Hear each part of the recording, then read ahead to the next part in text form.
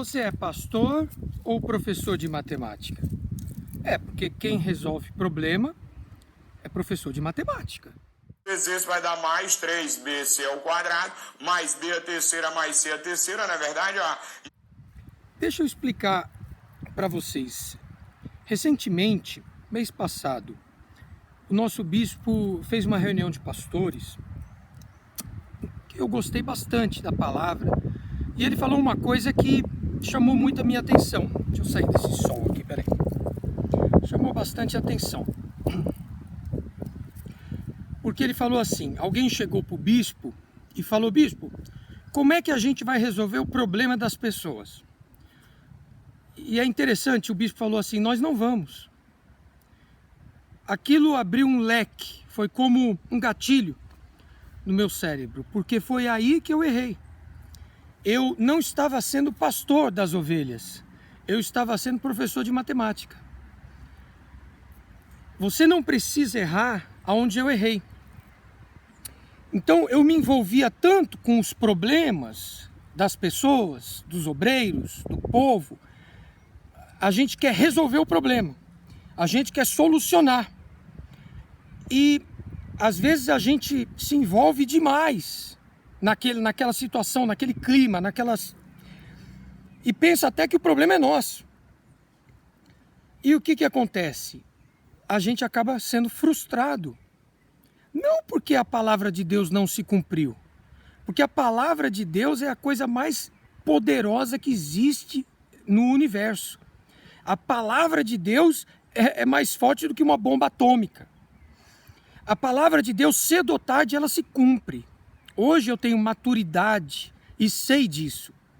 Mas na época, eu cobrava muito de Deus o milagre e a solução do problema. A nossa função não é de resolver os problemas das pessoas. A nossa função é anunciar o Evangelho. As boas novas é pegar a Bíblia, abrir, interpretação de texto, explicar para as pessoas e falar: se você começar a fazer o que está escrito aqui, com consistência, presta atenção a palavra, ou seja, consistência, não é fazer por meia hora, não é fazer por um dia. Ó Deus, então tá bom, falou que se eu não mentir, minha vida vai mudar. Aí você para de mentir um dia, e aí se o seu problema não foi resolvido, você fala: ó, ontem eu não menti o dia inteiro e meu problema ainda está de pé, pastor. Não, não é assim. A nossa função não é resolver o problema das pessoas, a nossa função é anunciar a palavra de Deus. A palavra de Deus tem a função principal de salvar a nossa alma. Junto vem as bênçãos, as curas, a prosperidade, a bênção na família, na vida amorosa. Elas vêm, é um pacote. Mas o pacote final é entrar no reino dos céus. Então, a gente acaba cometendo esse erro muito, que é: eu tenho que resolver. A gente vai atender o povo e, tá, qual que é o seu nome? Marca no livro. Qual o seu maior problema? Tal, vou orar pela senhora, vou jejuar. E a gente fica ali: meu Deus, tem que mudar, tem que resolver esse problema. Foi aí que eu errei. Eu me envolvi tanto com o problema das pessoas na igreja que eu sentia que eu estava com... Eu tinha um caderno com toda a igreja que eu ia, eu marcava o nome das pessoas, o problema. Então você passa 2, 3, 4, 5, 10 igrejas, você tem lá o caderno, meu Deus, muda a vida, transforma. Eu sentia que eu estava carregando, sabe, igual Papai Noel não existe, mas é aquele saco carregando um problemão. E eu ficava frustrado. E quando acontecia o que aconteceu, que é, por exemplo, uma pessoa recém-chegada na igreja, ela é muçulmana, uma pessoa muçulmana, não foi no Brasil, tá, pessoal? Foi em outro país.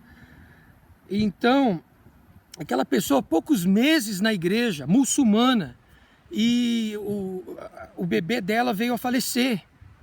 Aquilo foi um baque para mim, eu fiquei muito indignado, eu fiquei chateado, porque, poxa, meu Deus, essa pessoa está começando na fé agora, tá se libertando do muçulmano, de Baal, da idolatria, e está se convertendo para Jesus. está manifestando, a gente está lutando para se libertar, e aí vem e o bebê dela falece. Então ali é como eu senti na minha pele, a gente não tem a expressão, você tem que sentir a dor do povo. E ali a gente fica, poxa, eu não estou entendendo, meu pai. Não estou entendendo, porque se essa pessoa não vê o teu poder, como é que ela vai se entregar para o Senhor? Então a gente fica frustrado. Então no meu caso, eu cheguei para a minha autoridade e falei, olha, eu estou com dúvidas se de fato eu tenho chamado ou não. Por quê? Porque eu preciso ver o resultado do meu trabalho. Hoje, como comerciante, eu tenho que ver o resultado do meu comércio. Se eu não ver, eu falo, para que eu estou aqui o dia inteiro? Então eu cobro demais da minha pessoa o resultado. E aí vem a liderança e cobra mais ainda. Então eu senti, literalmente eu cheguei e falei, olha, eu quero voltar e sentar no último banco da minha igreja e tentar me reencontrar. Não, mas você está em pecado, você roubou, você adulterou, você mentiu, você fez alguma coisa errada. Não fiz nada disso, mas eu quero dar um tempo para me encontrar, porque eu estou frustrado. Por que eu estava frustrado? Porque eu estava tentando resolver o problema das pessoas.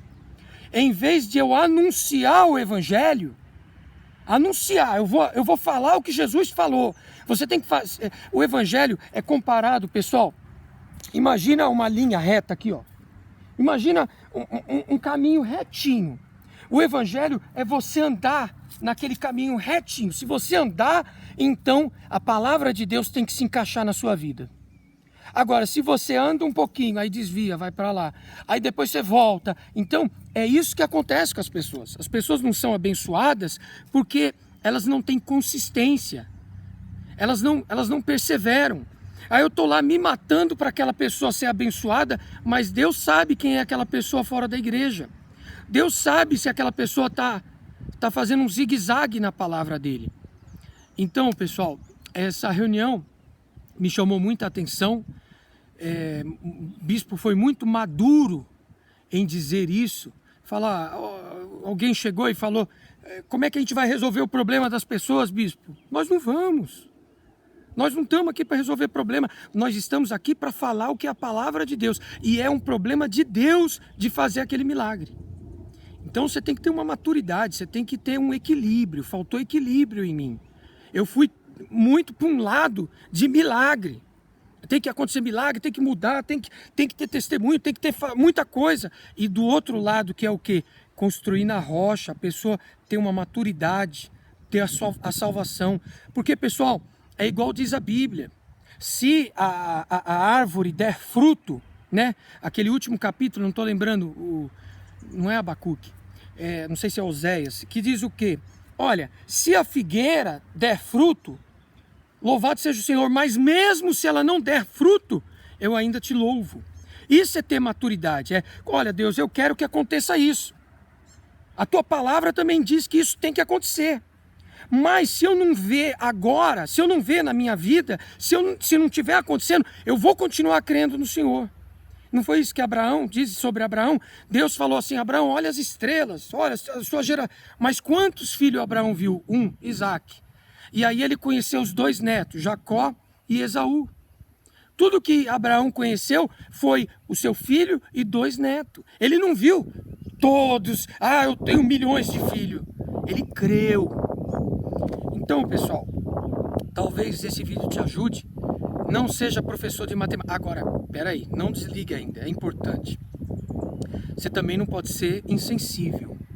Sabe, porque tem pastor que é insensível. Eu não gosto.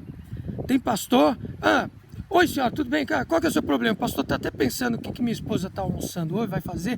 Hoje é carne com batata. Não, tá bom senhora, tá, fecha os olhos, Deus vai abençoar. Quer dizer, sabe, você tem que ter um equilíbrio. Você não pode comprar o problema da pessoa, mas também isso não quer dizer que você vai se tornar insensível. Você tem que ver aonde aquela pessoa, porventura, esteja desobedecendo à vontade de Deus e corrigi-la. Falar, olha senhora, talvez a senhora teve que agir dessa e dessa maneira, diz a palavra de Deus. Quando a senhora estiver dentro da palavra de Deus, o milagre vai acontecer. Então é assim. Tem pastor, e hoje em dia está cada vez mais assim. O pastor tá nem aí, não tá nem aí.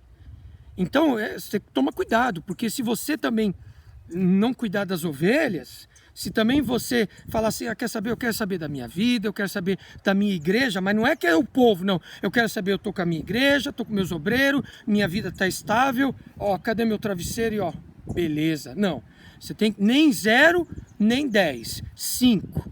Se envolva um pouco, não se envolva demais. Pede para Deus sabedoria e coloca na mão dele, tá bom? Então, é isso que eu tinha desejo de compartilhar com vocês. Aquele abraço. Teu sangue me salvou, um miserável pecador. Por um instante eu pude ver. Perdi as forças, não sabia o que dizer. Ai, quem me dera encontrar uma palavra capaz de expressar o que sinto e agradecer.